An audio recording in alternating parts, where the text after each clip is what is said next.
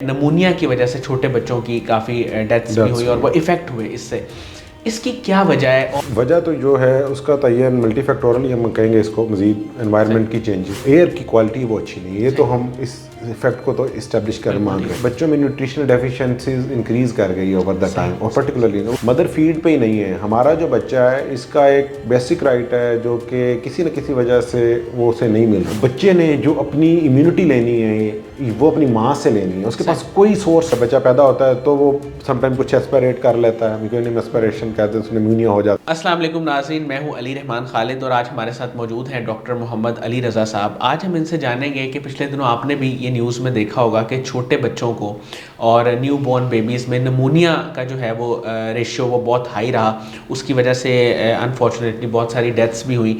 تو یہ نمونیا چھوٹے بچوں میں کیوں ہو رہا ہے، اس کی کیا وجہ ہے، کون سی ایسی احتیاط ہے جو پیرنٹس نہیں کر رہے، ان کو کرنی چاہیے؟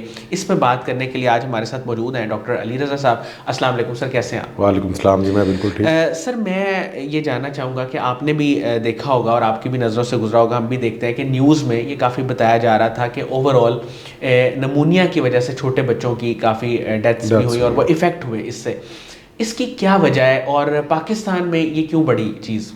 دیکھیں، اس کی جو وجہ تو جو ہے اس کا تعین ملٹی فیکٹورل ہم کہیں گے اس کو، مزید انوائرمنٹ کی چینجز، ٹھیک ہے نا۔ درختوں کا کمی ہو چکی ہے لاہور میں، اگر ہم بات کریں یا کہ جنرلی بھی، تو اس میں جو ایئر کی کوالٹی وہ اچھی نہیں ہے، یہ تو ہم اس فیکٹ کو تو اسٹیبلش کر مان رہے ہیں، بالکل ٹھیک ہے نا۔ دوسری چیز میں آپ کو اس میں بتاؤں گا وہ یہ ہے کہ بچوں میں نیوٹریشنل ڈیفیشنسیز انکریز کر گئی ہے اوور دا ٹائم، اور پرٹیکولرلی وہ کیوں کی ہے وہ بھی میں ابھی ڈسکس کرتا ہوں۔ ابھی کل ہی میں مار روڈ سے گزر رہا تھا، کل یا پرسوں کی بات ہے، تو پنجاب فوڈ اتھارٹی نے لگائے ہوئے تھے کہ جی بچوں میں 40% بچوں میں غذائی جو ہے نیوٹریشنل ڈیفیشنسیز ہیں۔ اچھا، یہ چیز میرے لیے بھی شاکنگ تھی، حالانکہ میں خود ہیلتھ کیئر پروفیشنل ہوں۔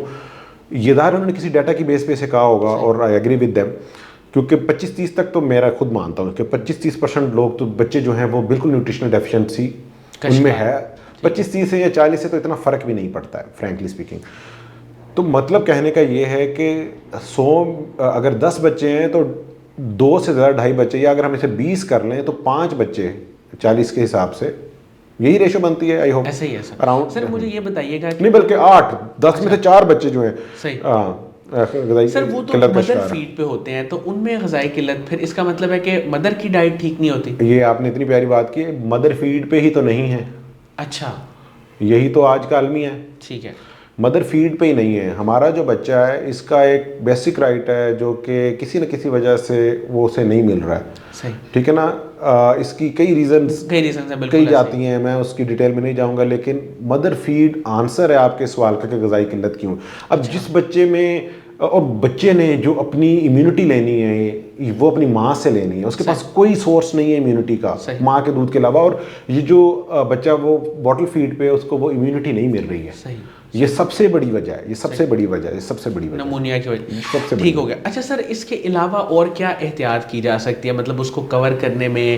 یا یہ بھی کہتے ہیں کہ جب کوئی بچہ پیدا ہوتا ہے تو اس سے پہلی سردیاں یا گرمیاں بچایا جائے موسم کی تبدیلی سے، اس کا کتنا رول ہے اور کس طرح احتیاط کی جا سکتی ہے؟ بالکل رول ہے اس کا، بہت بڑا رول ہے۔ ایک بچہ پیدا ہوا ہے، وہ اس دنیا میں آیا ہے، وہ اس انوائرمنٹ کے ساتھ ابھی فیملرائز نہیں ہے، وہ ماں کے پیٹ میں رہتا تھا، اس انوائرمنٹ کے ساتھ فیملرائز تھا۔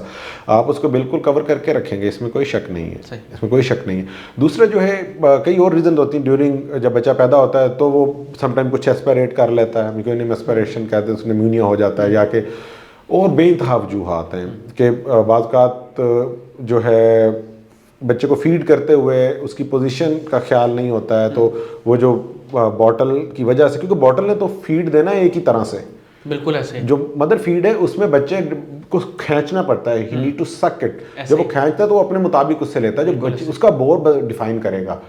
اور ہماری پاپولیشن اس چیز سے بھی نہیں فیملرائز کے جو نپل ہیں ان کے سائزز کیا کیا ہیں، جو کہ اب بچہ جو پیدا ہوا ہے اس کو کون سا نپل دینا اور اس کی کیا پوزیشن رکھنی ہے۔ اگر وہ سیدھا لٹا کے ماں نے اس کے منہ میں ڈال دیا تو ہو سکتا ہے وہ جتنا دودھ ہے وہ اس کے اسٹمک میں جانے کی بجائے وہ جو ہے چیسٹ میں، ان کے لنگز میں جا رہا ہو، پاسبلٹی ہے۔ ہاں، یہ ایک بہت بڑی چیز ہے۔ تو چھوٹی چھوٹی چیزیں بے انتہا ہیں اس میں۔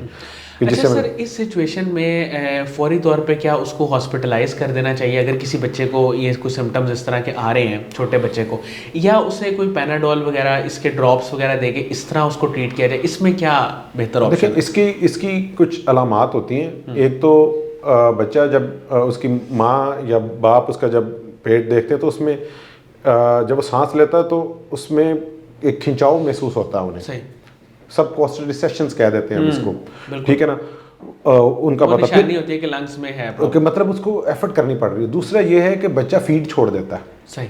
ٹھیک ہے نا. یہ اب وہ علامات بتا رہا ہوں کہ جس میں آپ نے گھر نہیں روکنا. بچے کو بخار زیادہ ہو گیا، پھر جو ہے بچے کی سانس میں جو تنگی آواز ہے، شور ہے اس میں، تو اب فوراً لے جانا پڑے گا ہاسپٹلائز. آپ کو کروانا پڑے گا. اس کے لیے کوئی اور رائے نہیں ہے، کیونکہ اب جتنا لیٹ کریں گے آپ اس ٹائم کو لوز کریں گے جس میں اس کی باڈی اپنے آپ کو ریکور کرنے کے لیے ایفرٹ کر رہی ہے. ٹھیک ہے. اگر ہم وہ ٹائم لوز کریں گے تو جب وہ کرٹیکل النس کی طرف جائے گا تو پھر ہیلتھ کیئر سسٹم کے پاس بھی نیرو ونڈو ہے اس کو ریکور کروانے کے لیے. تو یہ بڑا ٹائملی ڈیسیجن لینا ہوتا ہے. ٹریننگ نہیں ہوئی ہوتی یوزلی مدرس کی، ٹھیک ہے نا، کہ اس کو وہ اس قابل نہیں ہوتی ہیں. پہلے گرینڈ پیرنٹس ہوتے تھے، انہوں نے 10 12 بچے پالے ہوتے تھے، بڑے بچے پلتے دیکھے ہوتے تھے، تو بچے کو دیکھ کے انہیں پتہ لگ جاتا تھا کہ یہ بچہ از ناٹ بیہیونگ ویل، اچھا بیہیو نہیں کر رہا ہے، تو کچھ نہ کچھ چینجز ہیں. تو وہ کہتے تھے کہ اسے دکھایا جائے.